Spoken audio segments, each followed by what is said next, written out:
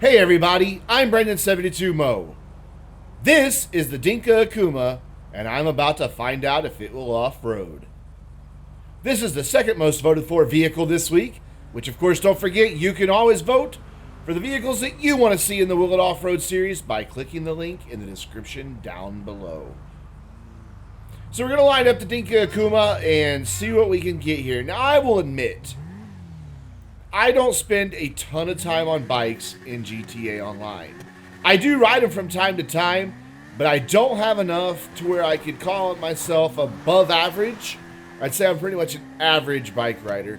And the Akuma is not an off-road bike. What it is a great racing bike.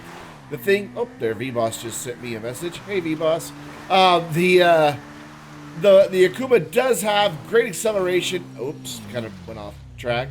The Akuma does have good acceleration and incredibly tight steering, which kind of just showing up a little bit here already, making it a little twitchy here in the dirt. But that might also help us in some of these tighter twists and bends as we're going up the hill. So far, this is completely effortless, though. I really imagine that for the majority... Oh, hiker. Nice pirouette. Wonder if she got the Spinderella Award for that. What was I saying? Oh, yeah. I suspect that most of the bikes will be able to off-road, quite honestly. Just given their speed, their torque, their lightweight, their maneuverability. Ooh, nice jump. But some of them will be more inclined to do it than others. I think the street bikes will probably be the more challenging. And this isn't difficult, but it is... I am having a little bit of trouble with the kind of bouncy suspension that's made for streets. I should call it bouncy, more reactive for bumps and things. Oh, a bit of a wall there. But I am having a little bit of trouble given the twitchy steering and the bike's tendency to want to bounce a little bit to keep it pointed in the direction that I really want it to go here.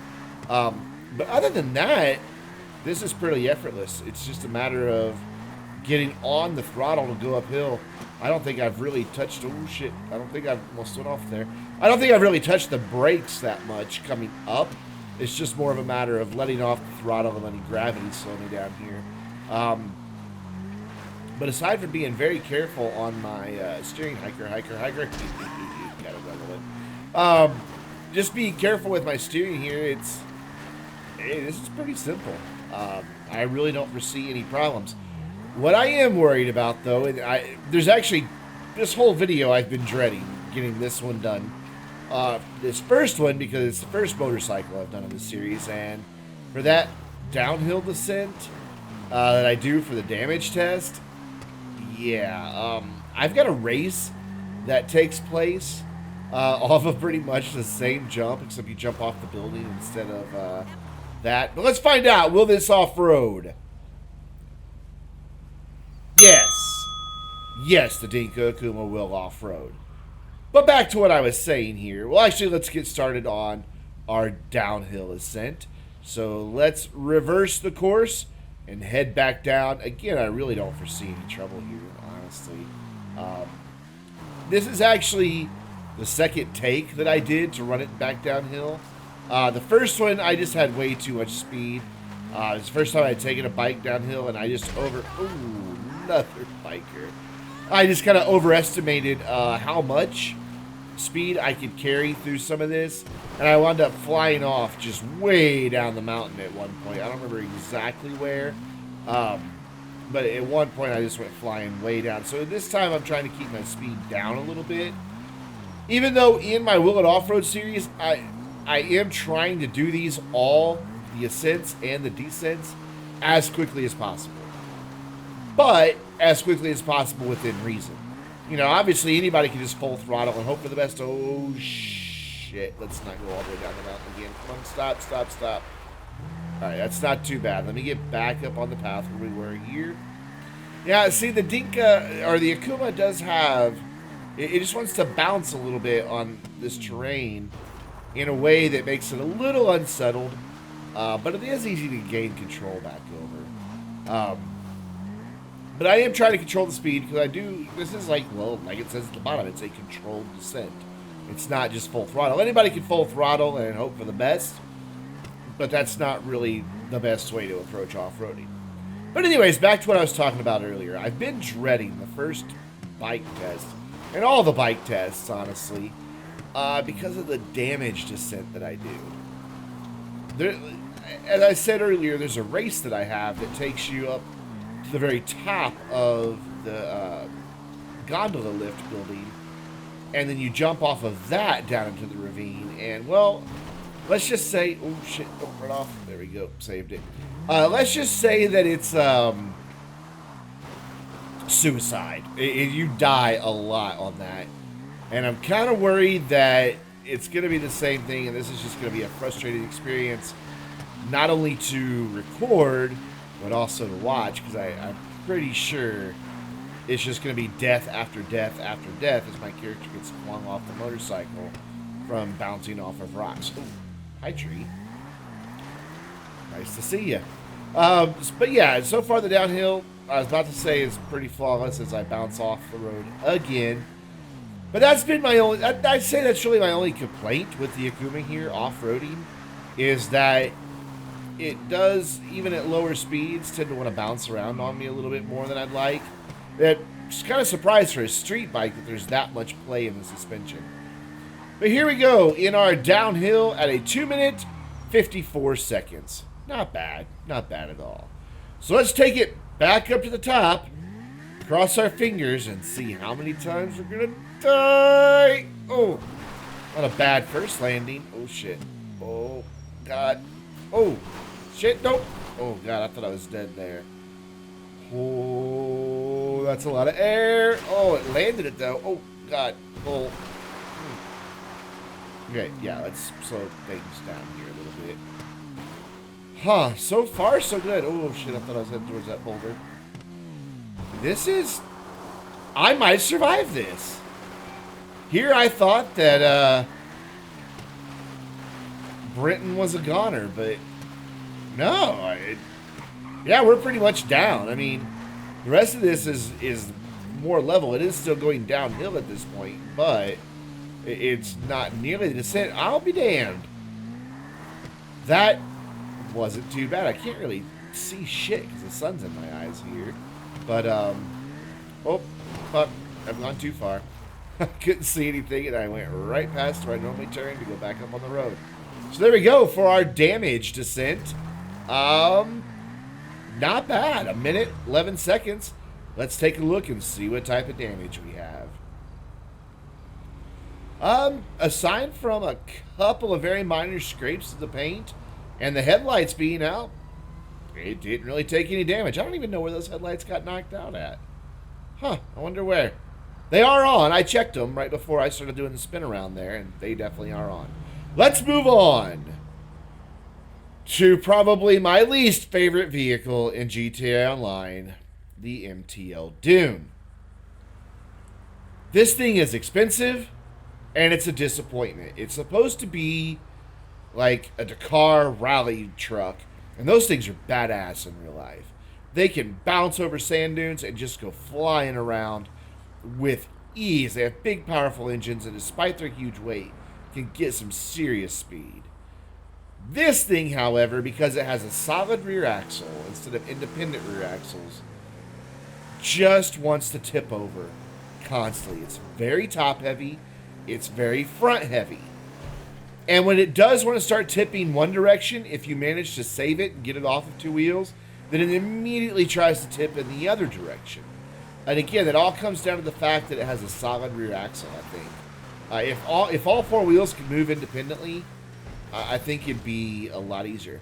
It does, however, just have a ton of low-end power. You're not going to get this thing up to great top speeds, but its low-end power is insane, which does make it a very, very capable rock crawler. Very, very low speeds where... Oh, shit, tree. Speaking of low speeds, I was steering to the left, and it just understeered and understeered and understeered and would not come back in the line. But, you know, at those very low speeds, you can get this thing to just power over some really big rocks and things without any trouble. Like that right there, even though we were going really slow, I just gave it a little bit more throttle and right up we hopped. But I am struggling to keep all four wheels on the ground.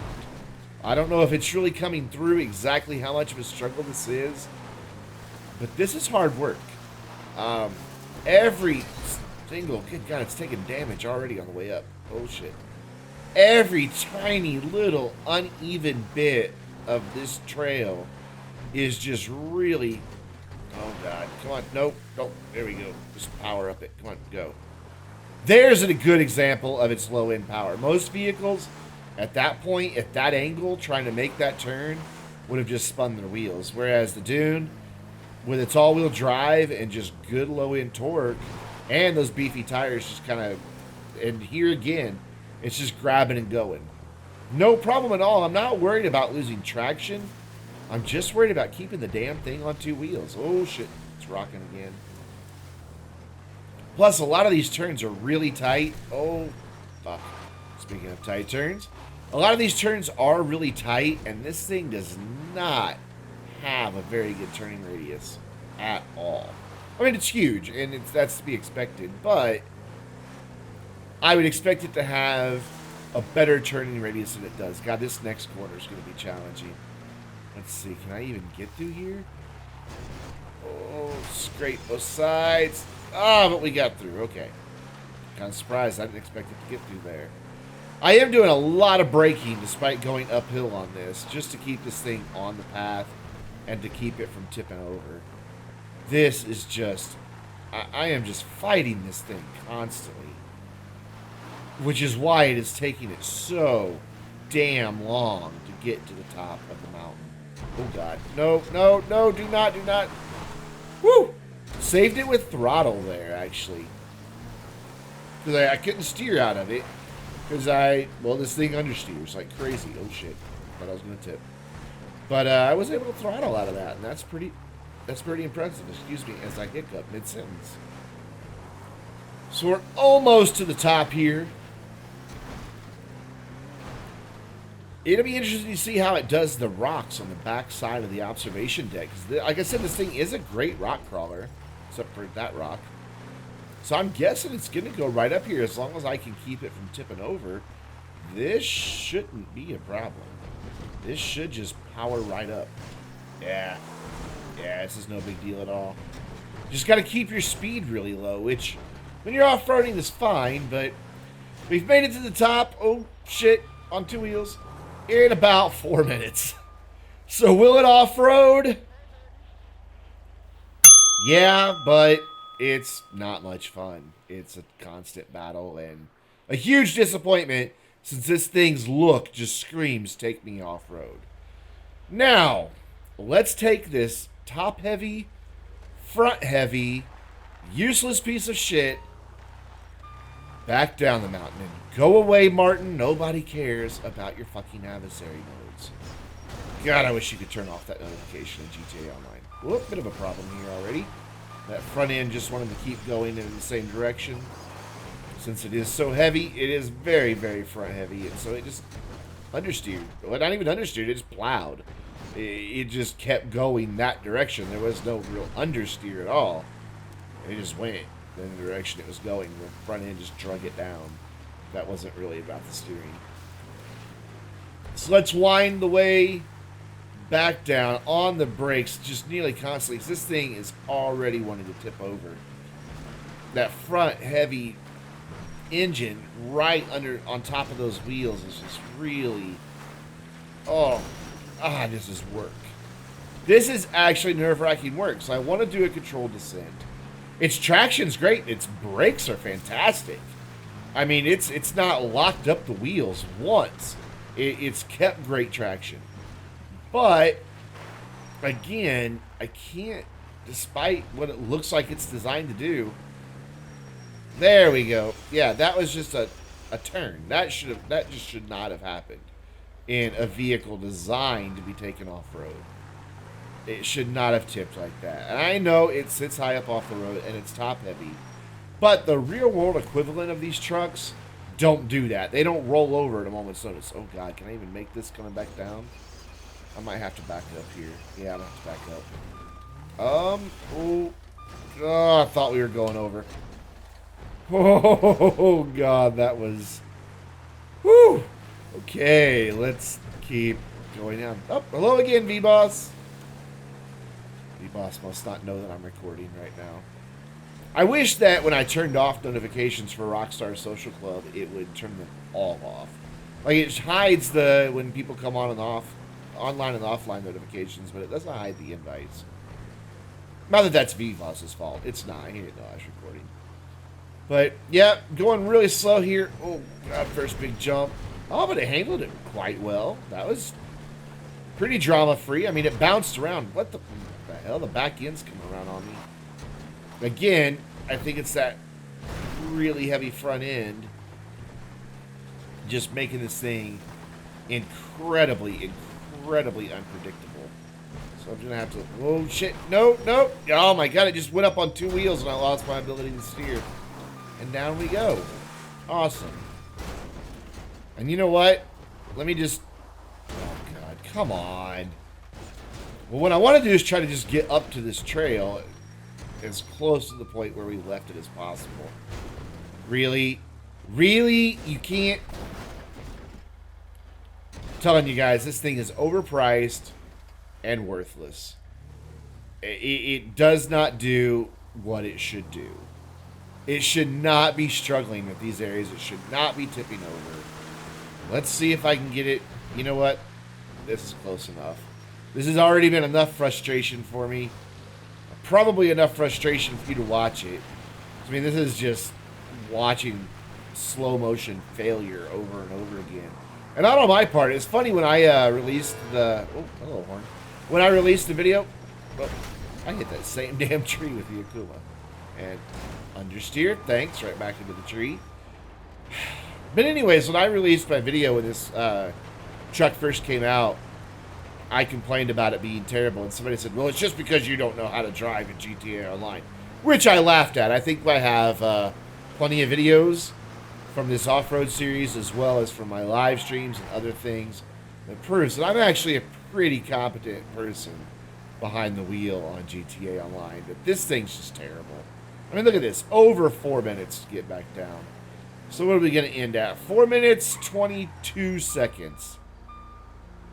And I still have to drive it back up to the top so that I can throw it off the side of the mountain. But I'm glad. I hope this thing blows up. So it's a Pegasus vehicle. I can't upgrade the armor. So hopefully this thing will just blow up and I can be done with it. And right here, yeah, blow up, blow up. Damn it. Ooh, it's taking a ton of damage though. Look at it just shed body parts. I think that was both doors and the front bumper that just came off. Knocked out. Well, no, I've got a headlight at least, but it looks like it knocked out most of the headlights. And this thing is, oh my God, this is next to impossible to control. Most vehicles, you can really get some degree of control over them, but this is just a nightmare. Oh, we did a complete rollover there. Nice. And that, again, just that front heavy aspect of this thing just pulled it straight down there. Okay, guess we're going to go down backwards for a minute here. Because I can't seem to get it to turn around. Come on, turn around. Turn around. There we go. Bit of a handbrake. And I got it turned around. Again, I'm going slow just because I don't want to spend time on this with this thing just tipping constantly. I'm already...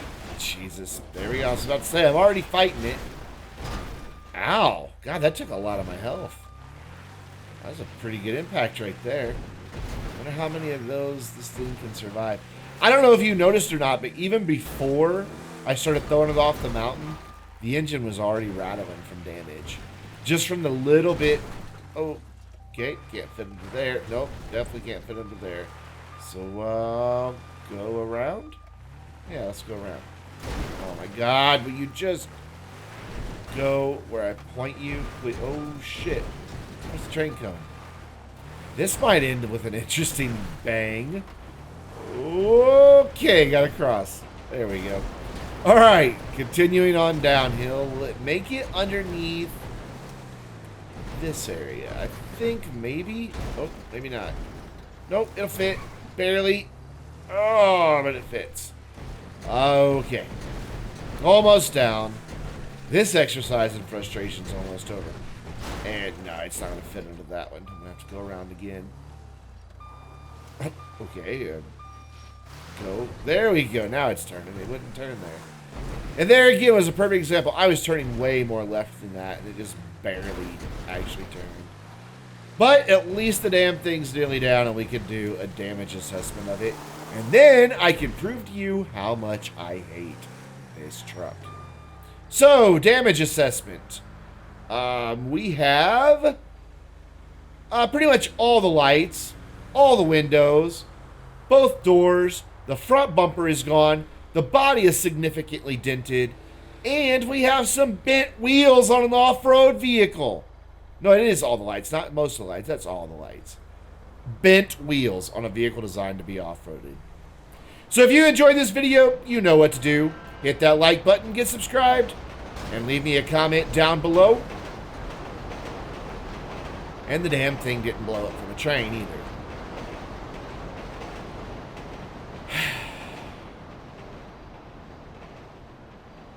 Alright, I'll just take matters into my own hands. I'm Brandon72Mo. I really hate the Dune. And I'll see you in the next video. Burn, you bitch.